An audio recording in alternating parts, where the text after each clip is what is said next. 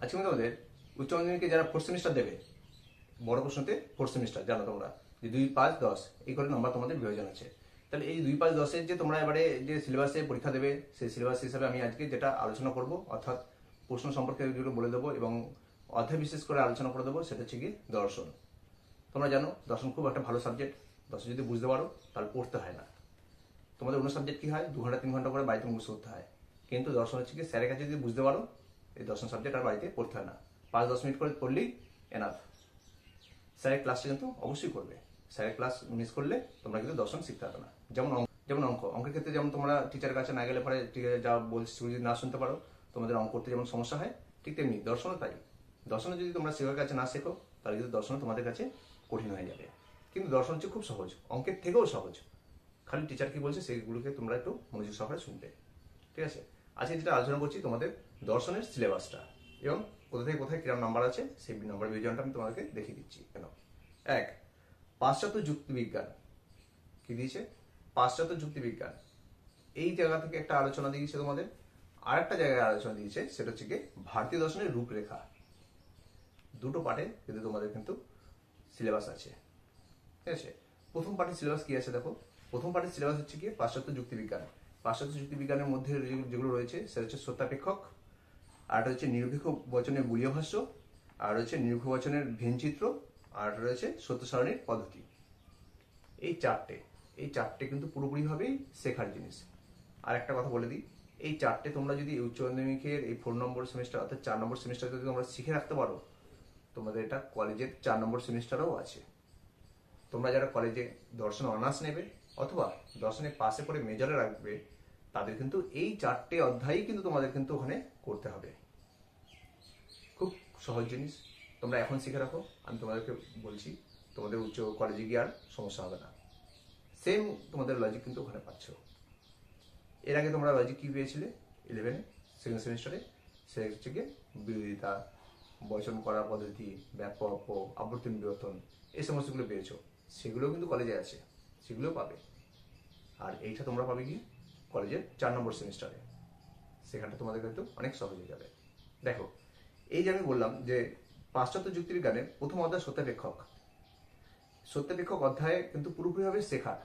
তোমরা যদি এগুলো বই বা নোট করে যদি মুখস্থ করতে যাও, তোমরা কিন্তু পড়াই হবে খালি, মুখস্থ আর কিন্তু হবে না। যদিও কোনো রকম ভাবে তোমরা মুখস্থবিদ্যা যদি থাকে, যদি মুখস্থ তোমরা যদি করেও রাখতে পারো, হয়তো দেখো ভুলে যাবে, হয়তো ভুল করে আসবেই তোমরা পরীক্ষায়।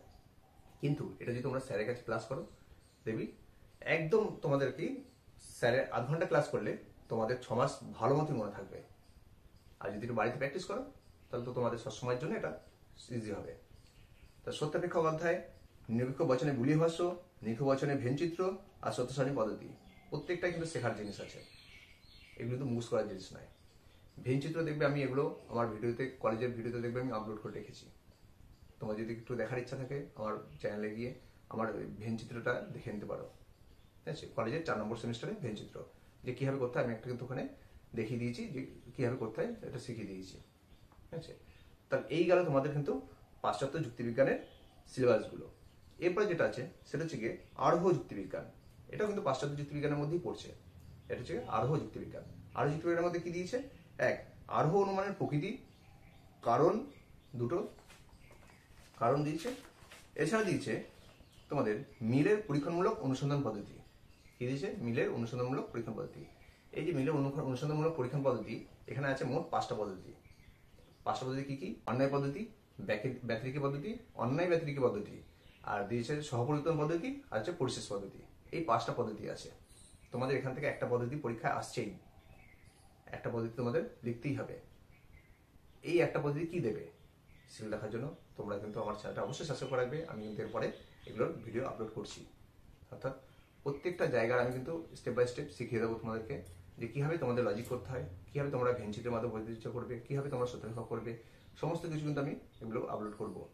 তোমরা একটু সাবস্ক্রাইব করে দেখে নিও।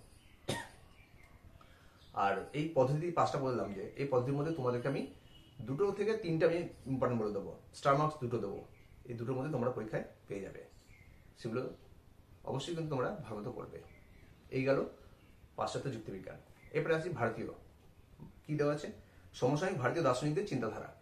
সমসাময়িক ভারতীয় দার্শনিকদের চিন্তাধারাতে কি আছে? 1. রবীন্দ্রনাথ ঠাকুরের মানবতাবাদ। 2. স্বামী বিবেকানন্দের কর্মযোগ। 3. মহাত্মা গান্ধীর অহিংসা তত্ত্ব। 4. আর লাস্ট আছে মহাত্মা গান্ধীর অহিংসা তত্ত্ব। ঠিক আছে, এই তিনটে বিষয় আছে কি তোমাদের ভারতীয় দর্শনের চিন্তাধারায়। তাহলে দেখো, তোমাদের একদিকে লজিক করতে হচ্ছে, আরেকদিকে তোমাদের আরোহ পদ্ধতির কতগুলো প্রশ্ন আছে, বড় বড় প্রশ্ন আছে, সেগুলো আছে। আর একটা দিকে আছে ভারতীয় দর্শন, সমসাময়িক দর্শনে তোমাদের আবার কতগুলো অধ্যায় আছে, সেগুলো মুখস্থ করতে হবে এবং সেগুলো বোঝার আছে। এবার আসি নাম্বার বিভাজনে, অর্থাৎ তোমাদের কোথা থেকে কিরকম নাম্বার। দর্শনের দুটো পার্ট আছে, একটা হচ্ছে পাশ্চাত্য যুক্তিবিজ্ঞান আর একটা হচ্ছে সমসাময়িক ভারতীয় দর্শনে তোমাদের পাশ্চাত্য যুক্তিবিজ্ঞান। পাশ্চাত্য যুক্তিবিজ্ঞান থেকে তোমাদের কেমন নাম্বার থাকবে একবার দেখে নাও। তোমাদের শর্ট কোশ্চেন অর্থাৎ SAQ শর্ট কোশ্চেন তোমাদের 2 নম্বরের করা থাকবে 8টা থাকবে, তোমাদের 5টা করতে হবে। 2 নম্বরের করা থাকবে 8টা থাকবে, 5টা করতে হবে। এখানে কিন্তু 5 দুগুণে 10। এটা হচ্ছে তো তোমাদের পাশ্চাত্য যুক্তিবিজ্ঞান অর্থাৎ ওয়েস্টার্ন লজিকের পার্টটা বলছে এটা। তারপরে যেটা আছে আর একটা SAQ থাকবে, যেটা আছে 3 নম্বরের। আর থাকতে পারে 3 নম্বরে প্রশ্ন, যে 3 নম্বরে যেগুলো প্রশ্ন থাকবে সেটা হচ্ছে করা থাকবে পরীক্ষা থাকবে 4টে, যেগুলো 2টো। 4টে থাকবে, যেগুলো 2টো করতে হবে। তার মানে হচ্ছে 3 গুণ 2 2 গুণ 3 অর্থাৎ 3 গুণে 6 নম্বর এখানে। এছাড়া থাকবে তোমাদের এখানে ডিসক্রিপটিভ প্রশ্ন অর্থাৎ হচ্ছে বড় প্রশ্ন DA, যেটা DA কি থাকবে সেটা হচ্ছে 6 নম্বর থাকবে। এখানে 2টো প্রশ্ন থাকবে, একটা লিখতে হবে। করা থাকবে 2টো থাকবে, একটা লিখতে হবে। তাহলে হচ্ছে 1 গুণ 6 সমান 6 নম্বর। তাহলে এই হলো তোমাদের ওয়েস্টার্ন লজিক অর্থাৎ পাশ্চাত্য যুক্তিবিজ্ঞানের টোটাল 22 নম্বর। তার মানে পাশ্চাত্য যুক্তিবিজ্ঞান থেকে 22 নম্বর থাকবে। এই 6 নম্বরের যে একটা লিখতে হবে, আমি তোমাদেরকে 2টো কি 3টে প্রশ্ন করে দেবো, তার মধ্যে কমন পেয়ে যাবে। ঠিক আছে, পরের জায়গাটা কি আছে, সমসাময়িক ভারতীয় দর্শনের যে জায়গাটা আছে সেই জায়গাটা থেকে কেমন প্রশ্ন থাকবে। এখানে 2 নম্বর প্রশ্ন থাকছে না, এখানে সোজা চলে যাও 3 নম্বর প্রশ্ন। 3 নম্বর প্রশ্ন 4টে থাকবে, 2টো লিখতে হবে। 3 নম্বর প্রশ্ন 4টে থাকবে, 2টো লিখতে হবে। তার মানে হচ্ছে 2 গুণ 3 সমান 6 নম্বর। আর 6 নম্বরের প্রশ্ন কেন থাকবে, 6 নম্বর প্রশ্ন 2টো থাকবে, 6 নম্বর প্রশ্ন 3টে থাকবে, লিখতে হবে 2টো। তাহলে 6 নম্বর প্রশ্ন 3টে দেবে, লিখতে হবে 2টো। তখন 6 দুগুণে 12 সমান কত হচ্ছে 12। তাহলে এই হচ্ছে টোটাল তোমাদের সমসাময়িক ভারতীয় দর্শনের 18 নম্বর। তাহলে ওয়েস্টার্ন লজিক অর্থাৎ হচ্ছে ভারতীয় পাশ্চাত্য যুক্তিবিজ্ঞান থেকে হচ্ছে 22 নম্বর, আর দিক দিয়ে হচ্ছে 18 নম্বর। তাহলে টোটাল হচ্ছে 40 নম্বর। এই 40 নম্বরটা তোমাদেরকে কোথায় কিভাবে করবে না করবে সমস্ত কিছু আমি কিন্তু এর পরের ভিডিওতে আপলোড করছি এবং সাজেশন করে দিয়ে তোমরা সাবস্ক্রাইব করে রাখবে অবশ্যই। আর ভিডিওগুলো বন্ধুদেরকে অবশ্যই শেয়ার করবে, আর লাইক কমেন্ট করে আমাকে অবশ্যই জানাবে যে তোমাদেরকে কোনো সমস্যা আছে নাকি বা কোন বিষয়ে কিছু জানার আছে নাকি।